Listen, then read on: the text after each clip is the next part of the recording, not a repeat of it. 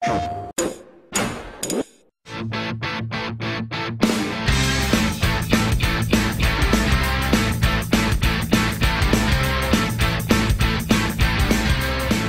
name is Richard Marks. I work in the R&D department at PlayStation. My name is Anton Mikhailov. I'm a researcher on the Motion Controller project.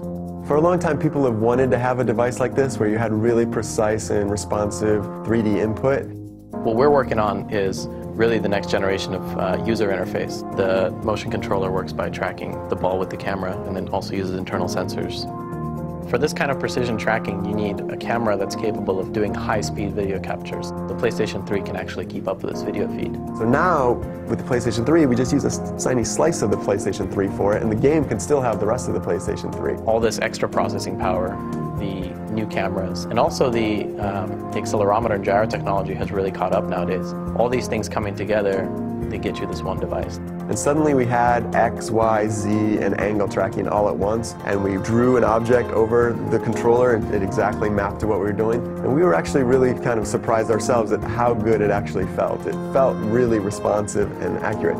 That's really important to any user interface. It's important that it feels connected to and it feels like your intent is properly being translated into the game. Having precise position tracking like we do from the camera really means we know exactly where it is, not just how it's moving. We actually know when you move it here or here or here, so we can draw something very fine and precise. You can do things that you couldn't do if you don't know where the tip of it is.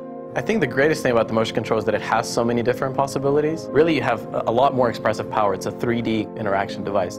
Because it does track so perfectly one-to-one, you'll see a lot of games start out with the one-to-one capabilities of it. The fact that it exactly does what you do will be used first. So you'll see weapons and sports and things like that that really feel great. Personally, I think the most exciting application is for creating content for games. This is the most intuitive this has ever been because you can use this controller to physically grab objects, put them into your game world, and just have it run right there.